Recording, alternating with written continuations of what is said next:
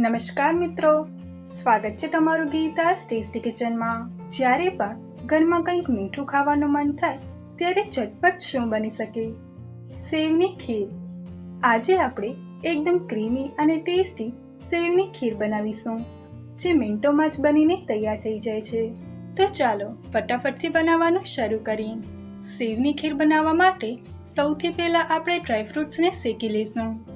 જેના માટે સૌથી પહેલાં આપણે ગેસ ચાલુ કરીને તેના પર એક કઢાઈ રાખીશું। હવે આપણે તેમાં 2 ચમચી ઘી નાખીશું।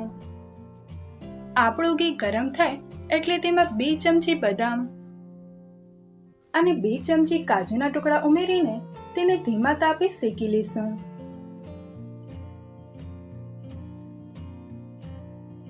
ડ્રાયફ્રૂટ્સ થોડા ક્રન્ચી થાય એટલે આપણે તેને એક પ્લેટમાં કાઢી લઈશું।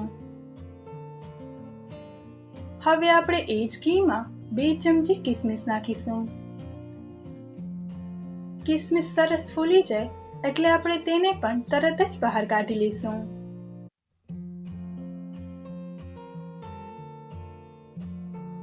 હવે આપણે આ જ કઢાઈમાં 1 કપ ઝીણી સેવ નાખીશું। હવે તેને બરાબર મિક્સ કરી લઈશું। અહીંયા આપણે સેવને 3 થી 4 મિનિટ માટે ગોલ્ડન થાય ત્યાં સુધી શેકી લેવાની છે। જુઓ, આપણી સેવ સરસ શેકાઈ ગઈ છે, એટલે હવે આપણે તેમાં 2 કપ દૂધ નાખીશું।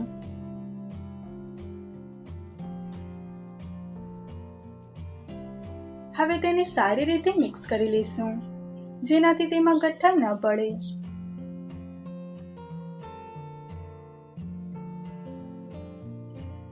હવે પછી આપણે બાકીનું 4 કપ દૂધ ઉમેરીશું।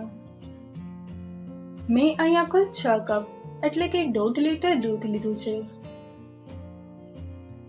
અહીંયા આપણે દૂધને 5 મિનિટ સુધી સરસ ઉકળવા દઈશું, જેનાથી આપણી સેવ એકદમ સોફ્ટ થઈ જાય।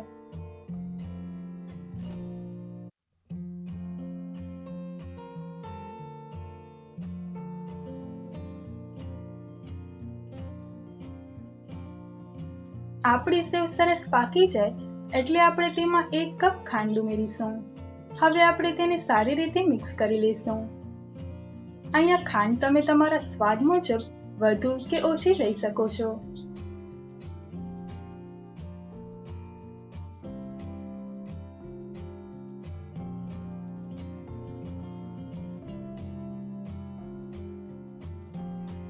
હવે આપણે તેમાં ઉમેરીશું આપણા શેકેલા ડ્રાયફ્રૂટ્સ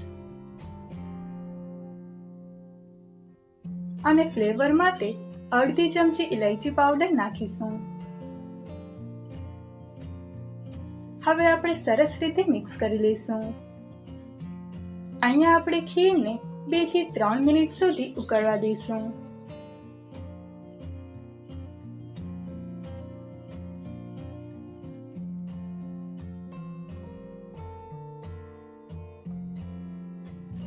જુઓ, આપણી ક્રીમી ખીર બનીને બિલકુલ તૈયાર છે। હવે આપણે ગેસને બંધ કરી દઈશું અને આપણી ખીરને ઠંડી થવા દઈશું।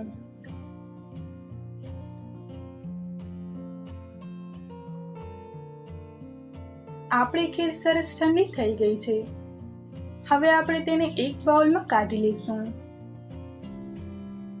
ઉપરથી થોડા કાજુ, બદામ અને પિસ્તા ભભરાવીશું। જુઓ, જોતા જ મોઢામાં પાણી આવી જાય એવી ટેસ્ટી બની છે। આ ખીરને તમે ગરમ પણ ખાઈ શકો છો અને ફ્રીજમાં ઠંડી કરીને પણ ખાઈ શકો છો। બંને રીતે ખીર ખૂબ જ સરસ લાગે છે। આ રેસીપીને તમે ઘરે ચોક્કસથી ટ્રાય કરજો અને મને કોમેન્ટમાં જણાવજો કે તમારી ખીર કેવી બની। જો તમને આજની રેસીપી ગમી હોય તો વિડીયોને લાઈક કરજો, તમારા મિત્રો સાથે શેર કરજો અને આવી જ નવી રેસીપી માટે ગીતા's ટેસ્ટી કિચનને સબસ્ક્રાઇબ કરવાનું ભૂલશો નહીં। ફરી મળીશું એક નવી રેસીપી સાથે। Thanks for watching.